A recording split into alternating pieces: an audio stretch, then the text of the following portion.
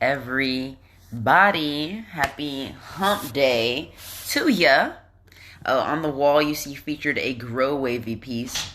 I will tag Grow Wavy in the information below. Get your crystal wrapped pieces from Fortune, who's an amazing jeweler and artisan. Today I wanted to share and talk about parents. As I do more of this limiting belief work, and as I really clarify my vision too, and get more clear on what it is that I'm trying to deliver into this space, because it's one thing to do, we do, like I said yesterday, we do belief work. We work on these limiting beliefs for a reason, right? The idea is like, I want to have a house, but you start realizing there's a lot of things that are blocking me from having this house. Money, I'm afraid of the responsibility. I actually don't know what it's going to take from me.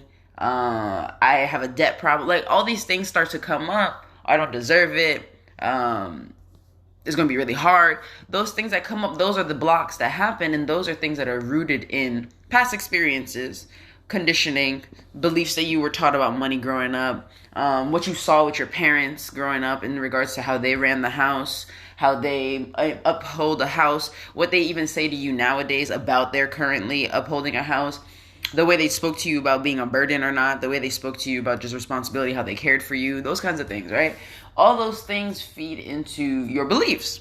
And so now when you're struggling to buy your house or struggling to have rude. So now when you're struggling to get the house or sustain the house, sustain relationships, get that relationship, all those things, and these blocks are coming up, that's the work that I'm trying to do, right? Help us identify the source of those things, move through them so that ultimately we can have the lives that we want.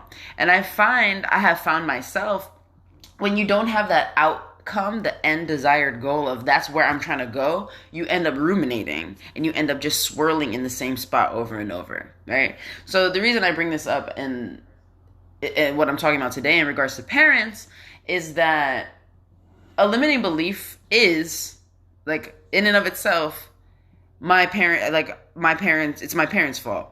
All of this is because of them. Like, I wouldn't be so fucked up if it wasn't because of them. I wouldn't be so if it wasn't for them. I would be more if it wasn't because of them. Right? All those things. And I want to hold the space to say that those feelings are valid. Right? I want to hold the space and say, if your parents did not give you what you deserved and what you needed, you deserved better. I want to go ahead and say that, like, most of us deserve better as children, including our parents. Right? Like, when I think about poor parenting, or I think about people who don't show up for their kids, or I think about just rough parenting styles, very, very rarely have I ever heard somebody having a really amazing upbringing like, oh wow, I was like connected and my parents loved me and they supported me and, they questioned me and held space for me. I've never heard a parent coming from that situation who also abuses their kids. Right? Because the old adage goes, hurt people hurt people. Our parents are literally doing the best with what they have, right? And that's been a crazy shift to truly step into and understand. The first time I realized that my parents were just people was probably in college, and that shit blew me. I was very mad because I was like, all this time I've been looking to y'all, expecting y'all to X, Y, and Z for me. You've been telling me this, you've been telling me that, you've been beating my ass, you've been making me feel this way, and come to find out, y'all are just people.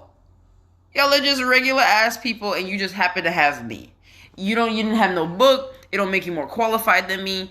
We in here together, we figuring it out the same way. I got more answers than you in a lot of ways, actually. And I felt so blown. And that contributed a lot to my, like, suicidal ideation, just feeling like, why the fuck am I here, bro? I hated it. I hated so much of it.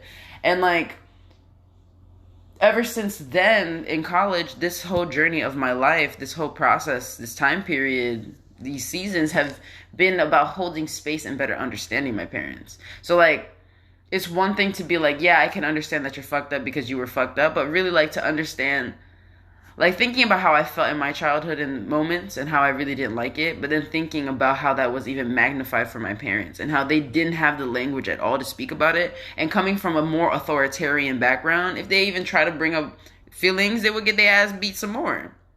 And they never even had the language to talk about these things, to be mad, right? And like, I think about my mom. I don't know how long my mom has been mad at her father. I don't know if I think she was mad like when she was younger, but I don't know how she feels about it now. And it's not to say you need to be mad, right? But like, being able to hold space for your anger is also like a privilege, right? It should be a given. We should all just be doing that. And also, some of us were not taught that and don't know how to do that. You know what I'm saying? Good rising, Maimuna. So I'm really thinking about the blame that we put on our parents, and how oftentimes when you're blaming your parents, you're actually just avoiding your own responsibility, right? Because I've seen this thing that's like, we're not, it's not our fault, right? It's not whatever, we didn't do something to deserve the trauma we got, right? It's not like we did something to deserve to be treated poorly by people around us, by our caretakers, by our parents, by our family. However, after the fact of these things happening, now what you about to do with it? So the rest of your life, you just go and complain and be like, oh, they should have done better for me. Oh my God, I hate them so much. Like, you could do that, but also understand that your energy is stagnated in that way. Your energy is directed towards that thing. And I don't know. It's definitely been a long time. It's challenging, because I know for me in love, I read this quote once and it just continually is resonant. If you don't address your childhood trauma, your romantic relationships will. Okay? Because that's where your attachment style is reflected.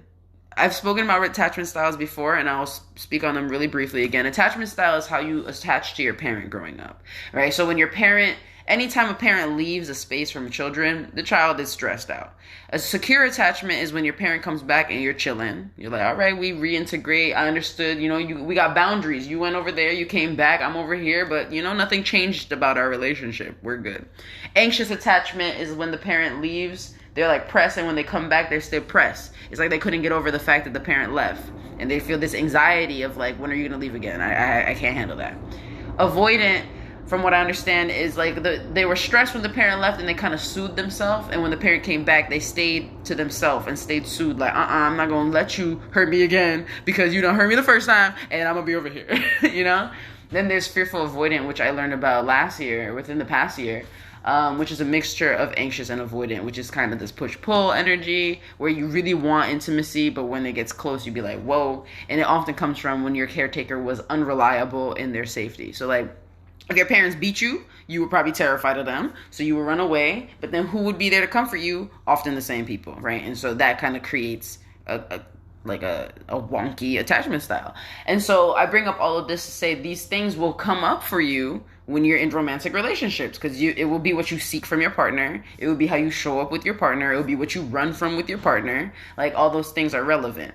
And so you can also change your attachment style, right? Because when we become aware of things, it's not like, oh, that's who I am, so that's what it is forever. Like, it's about becoming aware, okay, this is how I seek love, this is how I get love, this is what I'm looking for. When I freak out about this, when I'm panicked about this is actually what I'm trying to seek. This is actually what I'm trying to do.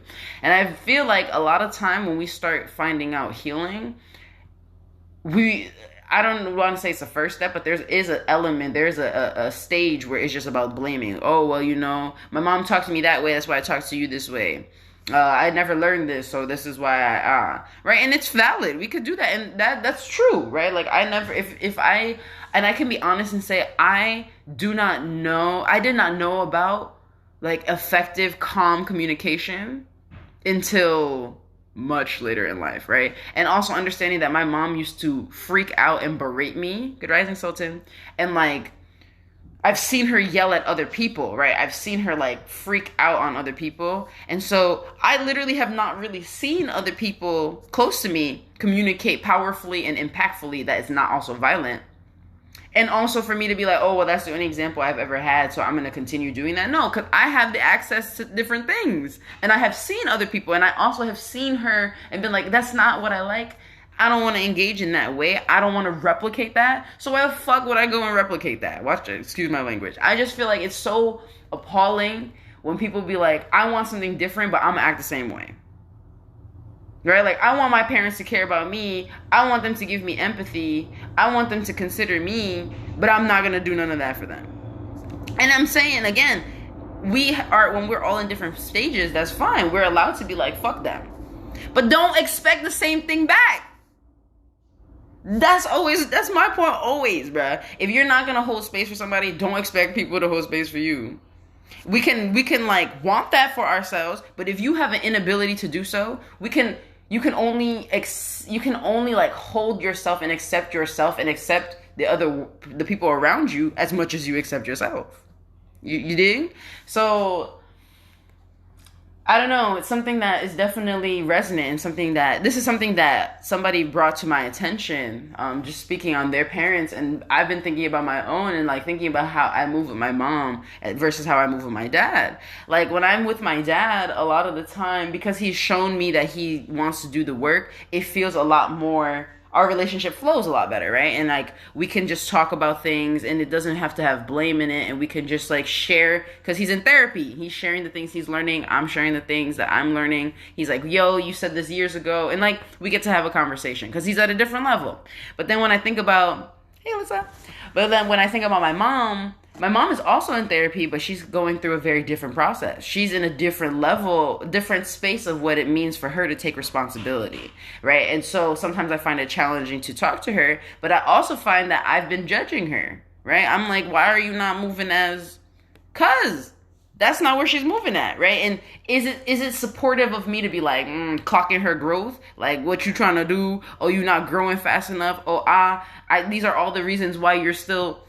I'm not being supportive. You know what I'm saying? Like, this woman is trying to unlearn 50 plus years of really shitty behavior.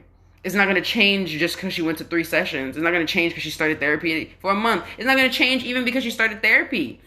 There are things that have to shift to understand that somebody's, like, what does it mean to carry self-worth issues for 50 plus years?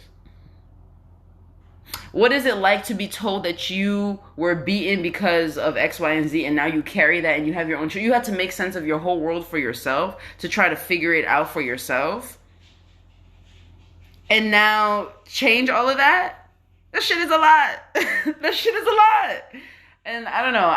Today I'm feeling real tender for parents and just feeling...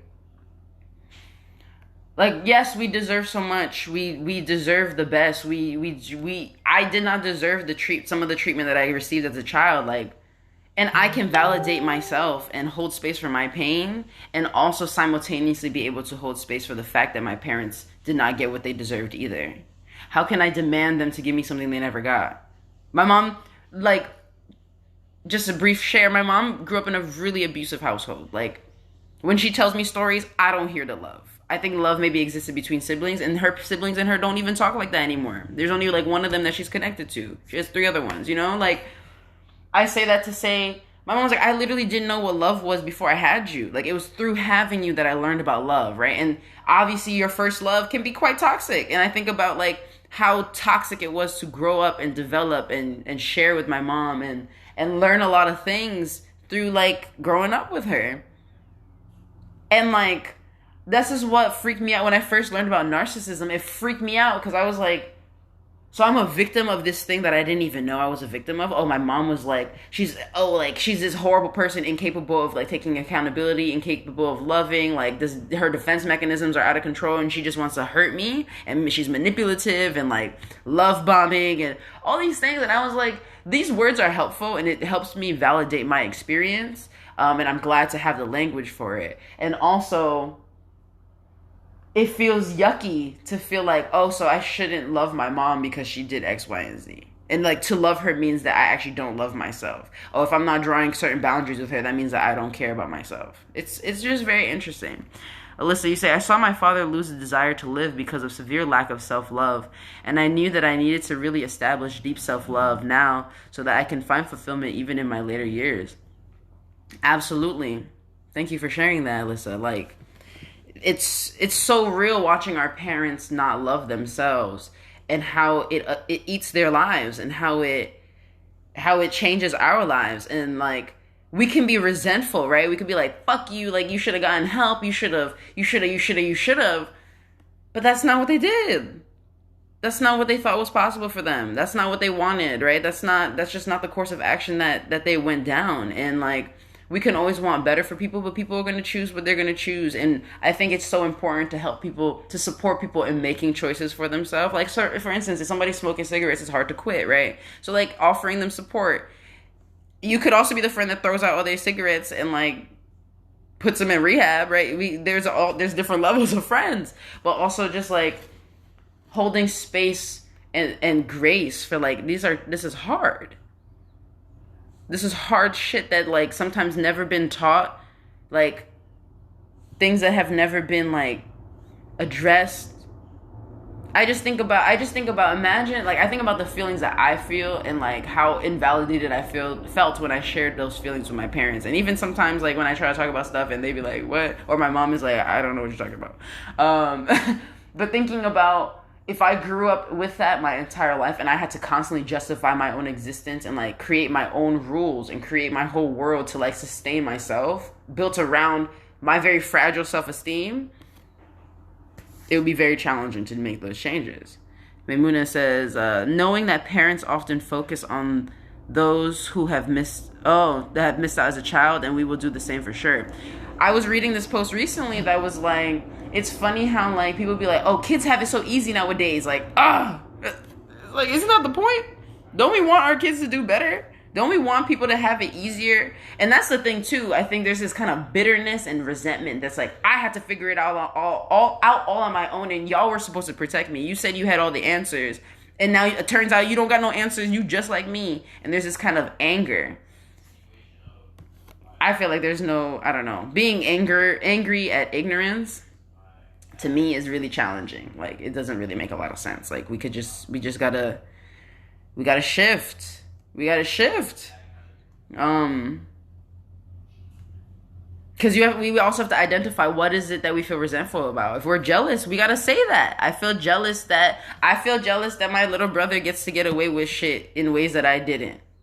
But I'm not jealous because my mom be reacting in ways that she did not with me because we don't have the same thing. You know what I'm saying? Thanks for coming through, Liz. Appreciate you. So this is what I'm thinking about. I'm thinking about, what does it mean to take personal responsibility in light of the trauma we took on as a child? What does it mean to hold space for parents? What does it look like to hold space for parents? Like, where is appropriate, where is inappropriate, right? Because I'm also a person who grew up with zero boundaries around communication. My mom told me everything, right? And she would come to me and we would figure things out together. And it was very, like, as a child, it felt wrong, right? Well, now, as a child, it felt normal. Now, looking back, it felt wrong. And I remember my first therapist being like, yeah, you have no boundaries, and that's an issue. Like, yikes. So now learning how to hold boundaries, right? Learning how to be like, this, actually, I don't want to talk about this. This is not for me to talk about with you. Maybe go talk to somebody else about it, right? And being able to say that.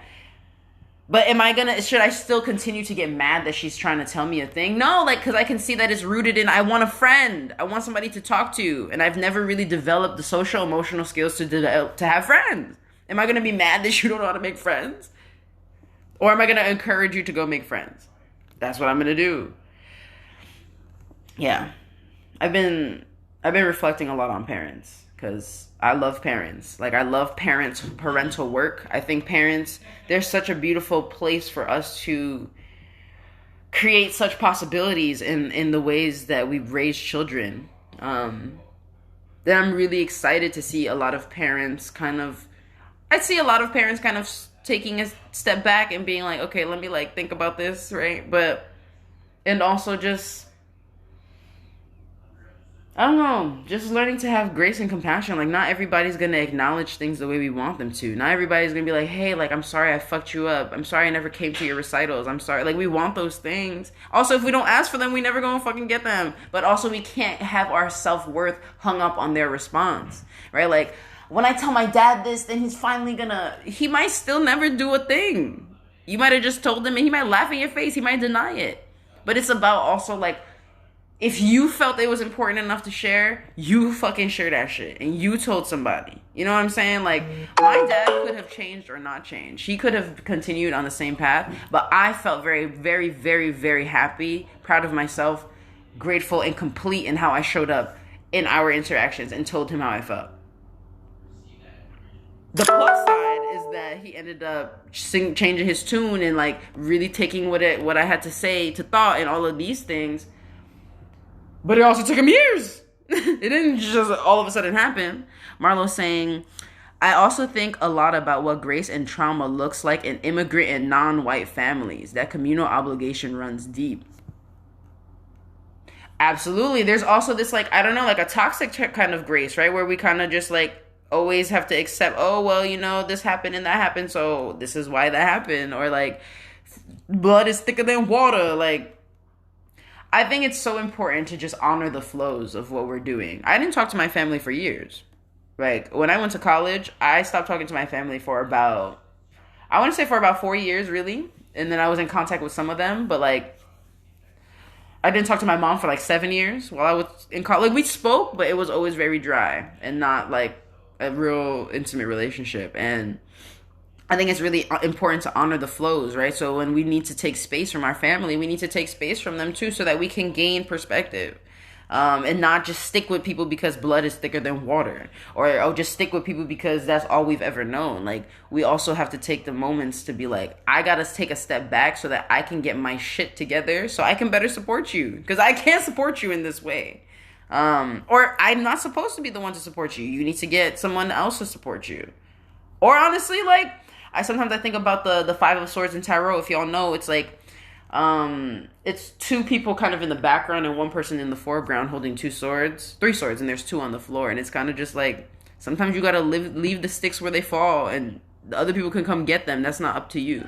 And I think that's another thing, like us wanting to save our parents. That's another belief that's tied up in things. And it was also because we were made responsible for our parents' feelings and stuff. And, you know, like, I know my mom was like, I wouldn't be so mad if you weren't so bad, right? And you wouldn't be getting beat if you didn't do X, Y, and Z. So, like, understanding sometimes I do feel responsible for her feelings and checking that within myself. Like, no, I'm responsible for my feelings. You're only responsible for your feelings, right? We are in community with each other, and we are responsible to care for each other. However, how you show up, you got control over how you show up. You can't control how somebody else shows up. They have control over that. You know, like, our agency lies in our sovereignty in this being. We rule over this vessel, and we can influence and change things. But ultimately, the choices come from here.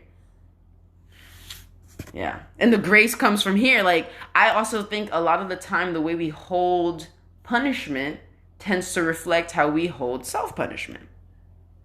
So that's just some thoughts I've had. Thank you so much for engaging with me this rising about this. This was really on my spirit for all night. And one of my partners actually just told me some news about their parents. And so I've just been thinking about, I want to create a program almost like before. Thank you, Marlo. I appreciate your presence. I'm thinking a lot, the program that I would create would be called like Before It's Too Late. Right? Because I ideally, we're all in communion with our family. I would love to be in community with my family, and I want to be able to share my gifts with them and love them and be accepted by them and be whole with everybody and complete. And just like, I want that. I want that for us all. I want that for myself. I want that for all of us, as long as it resonates. And also, we have to recognize sometimes it's not going to look like that. And also, still, we're allowed to share our voice. Like, I think about Brene Brown, how the only way to overcome shame is through empathy and connection, and ordinary courage, which is sharing your story anyway, regardless, just sharing the thing. And, you know, and also, she's also like, you gotta be real careful about who you share your story with, because if you share a shame story with somebody who shames you, you might not share the story again, right? Or you might just be like, I'm just gonna recede within myself. But that's also that's how we build, and why we build shame resilience, emotional resilience, because your truth is worth you speaking it, even if nobody's listening. Obviously, you want people to listen, but people not listening should not be a reason why you're not speaking your truth. Maimuna says, very difficult to be parents, even if it's exciting. Deciding how you're going to provide the best education for your change or your child can be seen as trauma in your child's life. Absolutely. I like to think, there's not very many, there are parents out there that are wicked, right? That are actually malignant or malevolent, actually out here trying to hurt people and hurt their kids. But I would like to say that most parents are not trying to do that. I would say that most parents are trying to figure it out and like haphazardly doing it. My mom had me when she was 26. So like, or 25. I'm 26 right now. I would be messing up a kid wild right now if we were, because obviously I have a lot of awareness, I have a lot of these tools, but like us doing it together, it would be us doing it together, you know, like I can have what I have, and I think a lot of the time too, we have to understand how rearing children was understood for so long. This whole like, first of all, how did we even teach the golden rule, right? The golden rule, as most of us know, is treat others how you want to be treated. No, treat people how they want to be treated. Period. Because if you like to burn yourself with cigarettes, and I don't like that, don't come over here with your cigarettes. But that's a very recent thing for us to be like, treat people how they want to be treated. Take the time out to actually get to know them.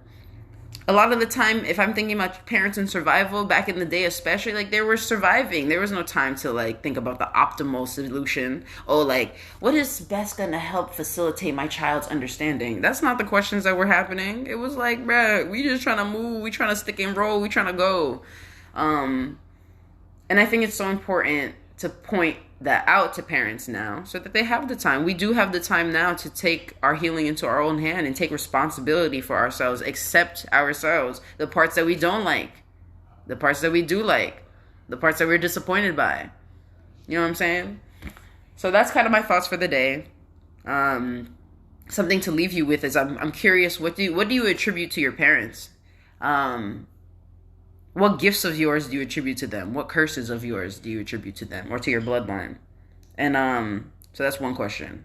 What gifts and curses do you attribute to your parents? Another question, what are your parents' values? What are your family values? What were you raised with? And the third one is, what are your personal values? And how do they compare or contrast to those things? I'm very curious, and I'll put those questions in the description below. I appreciate you all so much for being here this rising with me. I was going off. Have a beautiful, beautiful, beautiful hump day. I will see y'all on Friday. Also, just a reminder, I have workshops, GariTalks.eventbrite.com, and just writing sessions too. So if you want to reflect on some of these things, especially around parents and inner beliefs, inner child healing, I would really recommend. Rewriting our narrative and identifying your stories are some of my really favorite ones there. So have a wonderful day, and I appreciate you so much. And take responsibility for your own damn self, y'all.